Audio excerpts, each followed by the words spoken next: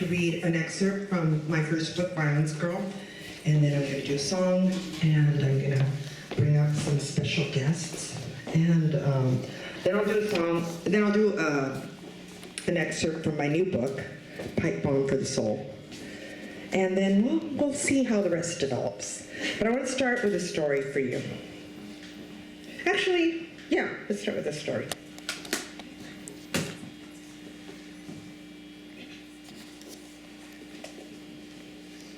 A war on many fronts. The fumes were suffocating us inside Nikki's tiny apartment on Santa Monica Boulevard. We crawled out the window onto a neighboring rooftop to continue to spray paint, but the wind blew the toxic mist back in our faces. We coughed away, undeterred, as we continued to work feverishly on our art projects, periodically climbing out the tiny apartment kitchen through an open window to gulp lungfuls of smoggy LA air. The projects were outfits for an upcoming Weirdos concert. Layers of spray paint and household paint formed abstract patterns on pants, shirts, skirts, even shoes. By early summer of 1977, the Weirdos, the Dills, Zeros, Germs, Mumps, Backstage Pass, and many more were playing frequently all over town. The Weirdos had immediately built up a following, and each show felt like an event. Nikki and I treated them as such, and invested as much time in creating outfits and accessories as practicing music. Each show brought with it an opportunity to reinvent ourselves, to push our creativity a little further, until slowly the outfits, the music, the aesthetic were so much a part of who we were that we weren't just dressing up for shows. The clothes had turned into a second skin. The music had become a heartbeat. Punk was changing us from the outside in. What had started as a music scene was turning into a cultural revolution, a revolution that I regarded as deeply personal. Wanting to tear down the music of the bloated past had led us to a point where we had to challenge not only our musical choices, but choices about everyday activities, from what we consumed to what we produced, from what we believed to what we found improbable. Each reassessment promising to bring with it new insight, begging for change. Or maybe I just inhaled too much of that spray paint making those Weirdos clothes, because at the time, it felt like punk was the catalyst for something big.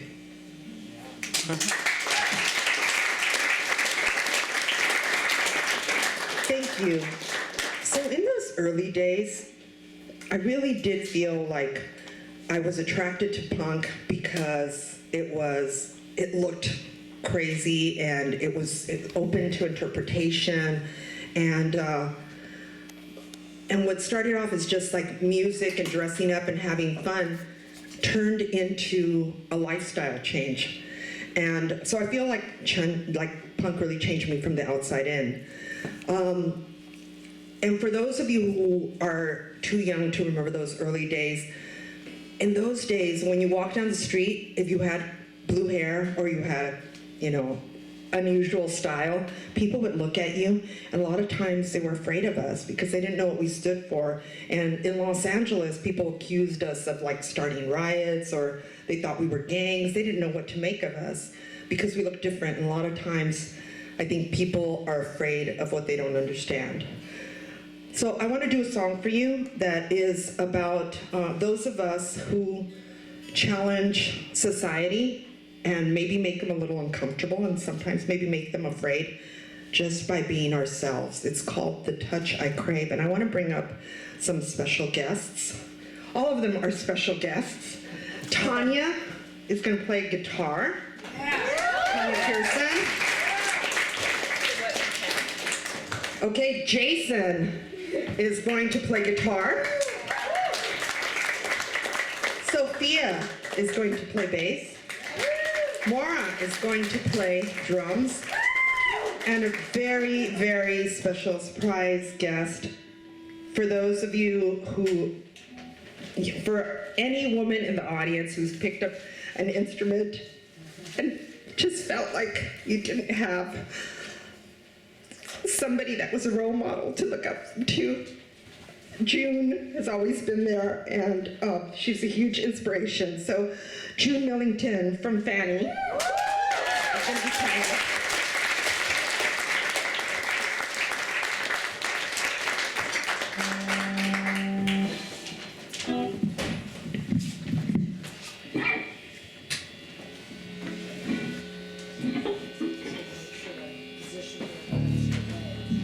This is totally normal playing with Alice Bag and June Millington for me too. It's just like, I just usually do this. Don't we? Oh, yes. Yeah, whatever. It's a huge treat.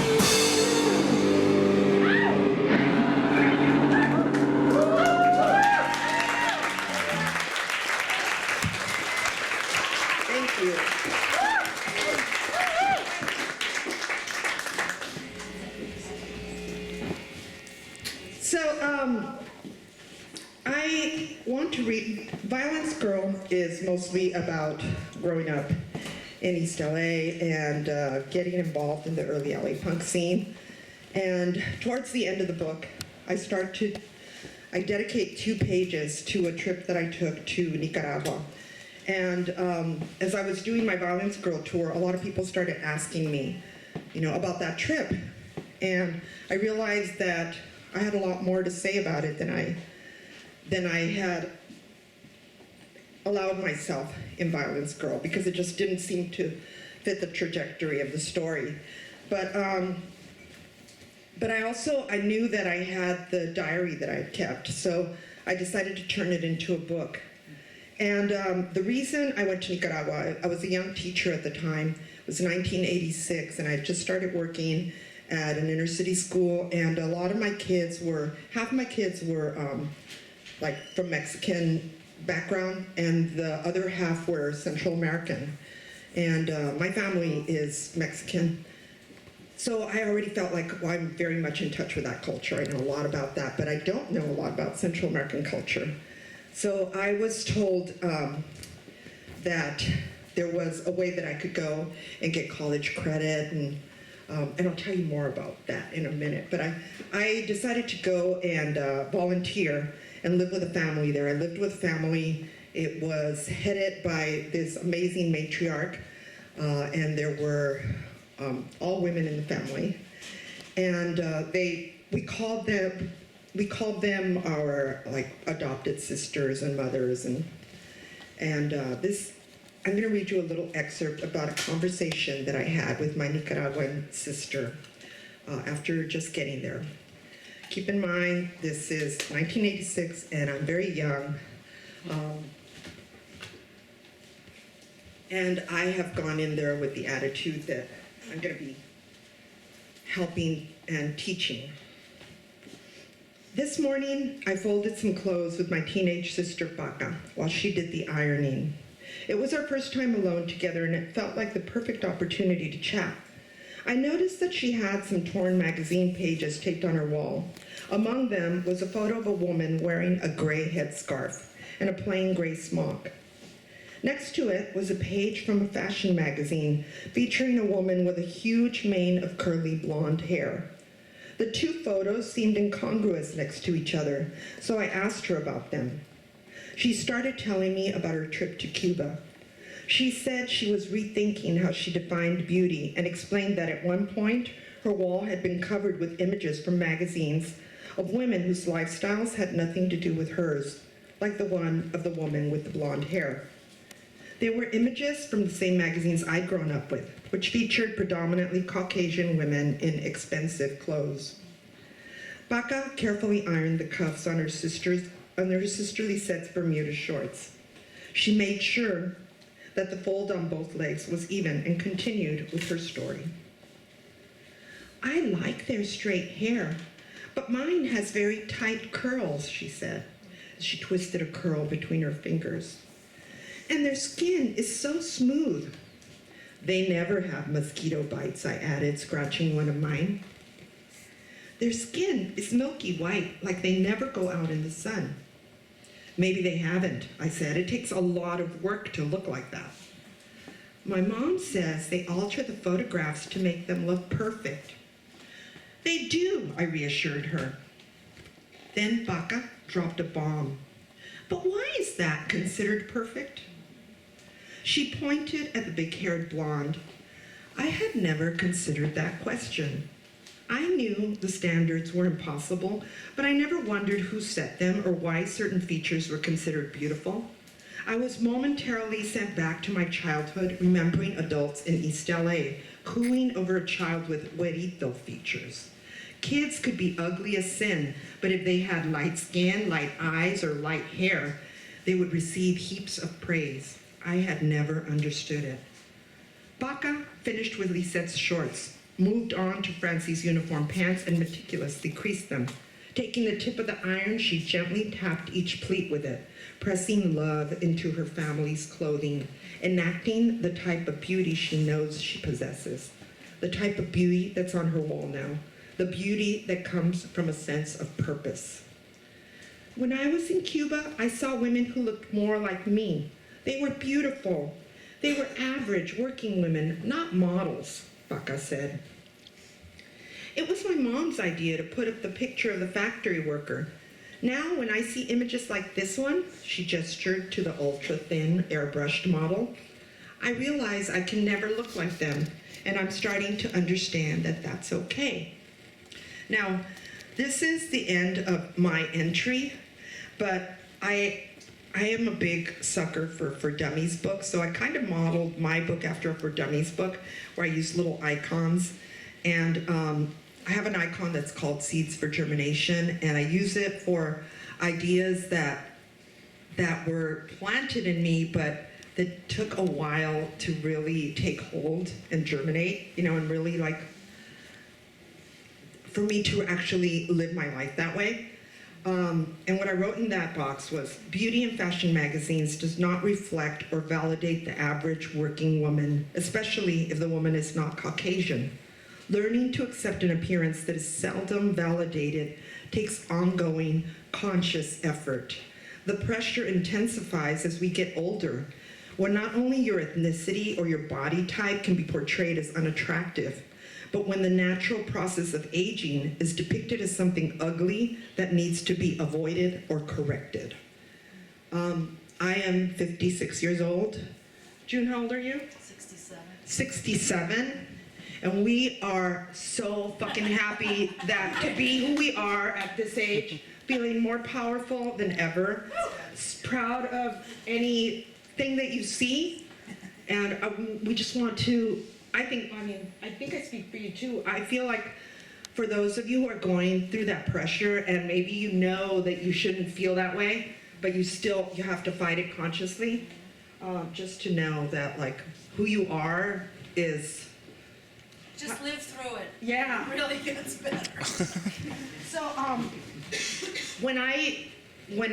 feel really strong and confident now, but I'm a mom too, and I had these like, I have two stepdaughters and a daughter of my own, and they were all, when they were growing up, they were all like super powerful and brave and invincible, right?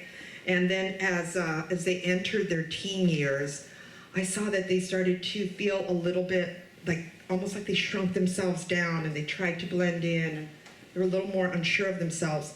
And I feel like a lot of times young girls are targeted because there is a machine out there that makes money from their insecurities.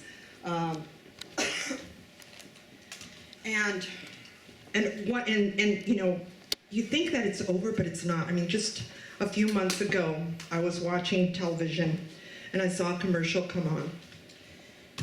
And it was this woman, and she's like walking confidently, and she's singing this song like, I've got swagger, yes I do, I've got swagger.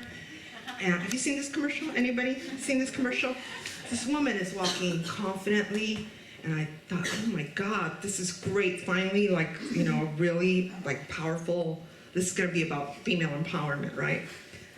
It was a douche commercial. The woman had swagger because she had washed out her vagina. And what I'm telling you today, if you take nothing else away, is you gotta wash out this part, not this part. These are the ideas of cleaning. So, we're gonna do a song for you now called Modern Day Virgin Sacrifice.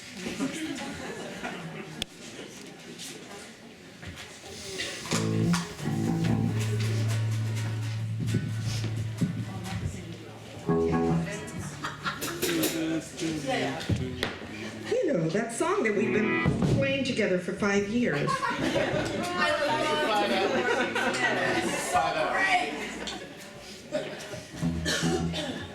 wait. I turned off my camera without my guitar.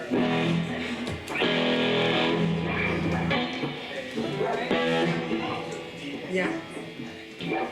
Ready?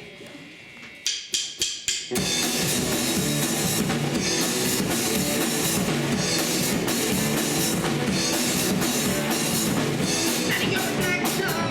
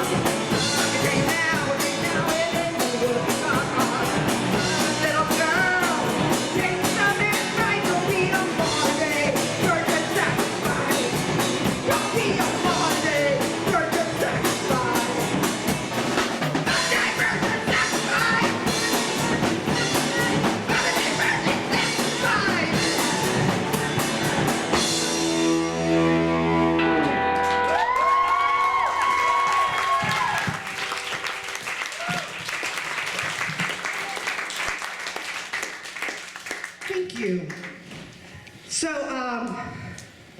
when I was in Nicaragua, the reason I went there is I told you already that I had students that were from Central America, but I didn't tell you that another reason that I went was because I was in college and I had been assigned a book called Pedagogy of the Oppressed.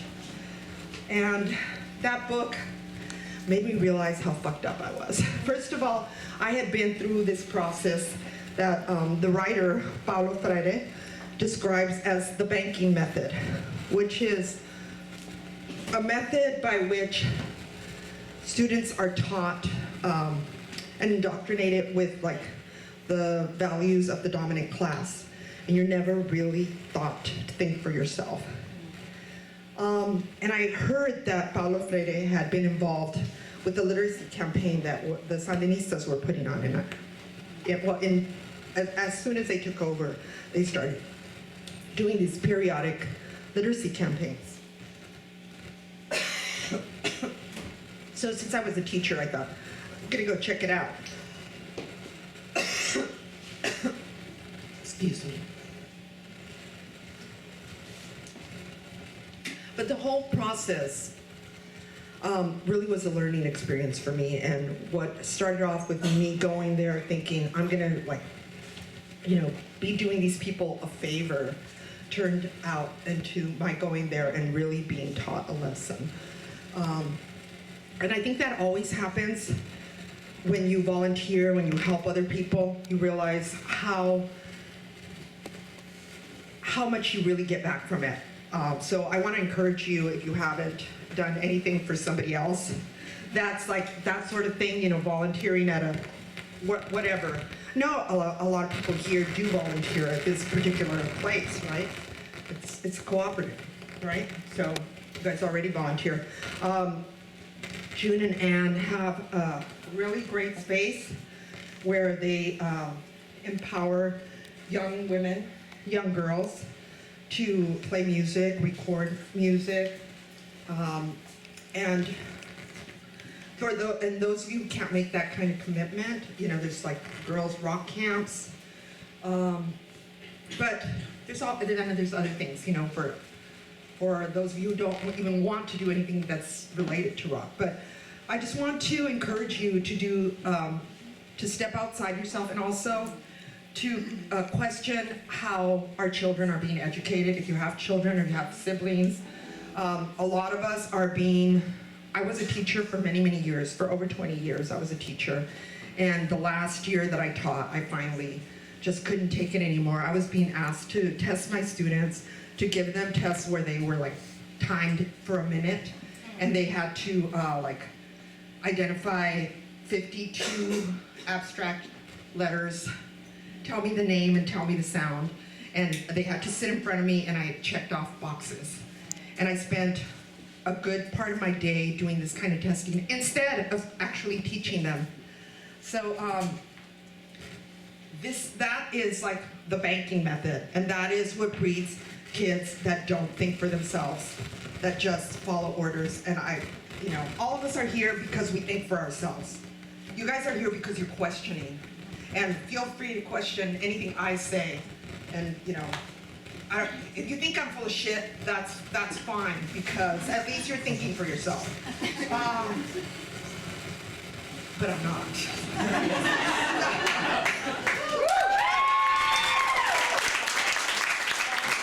So we're gonna do another song for you, and this song is called Programmed. It's a new song. I just wrote it a couple weeks ago. We practiced so many times. Oh, this is your harmony song. You guys do a harmony. Oh no. Wait, I need this. Yeah.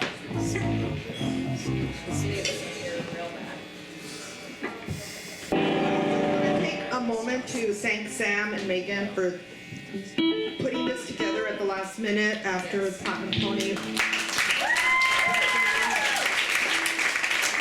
you.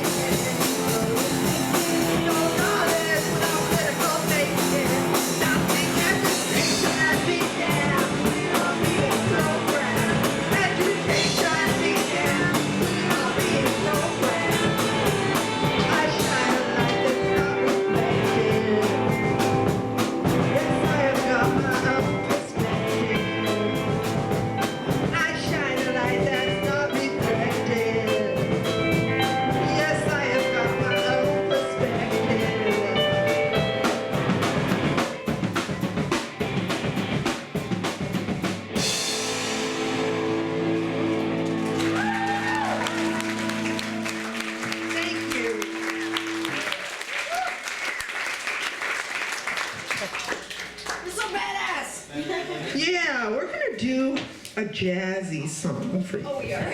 Yeah, we're gonna jazzy song. As soon as I get this hair out of my mouth. Oh. Swallow one of your own hair. Yeah. Sorry. I know it's kind of gross. Turn around. No. Okay, to remember the new keys.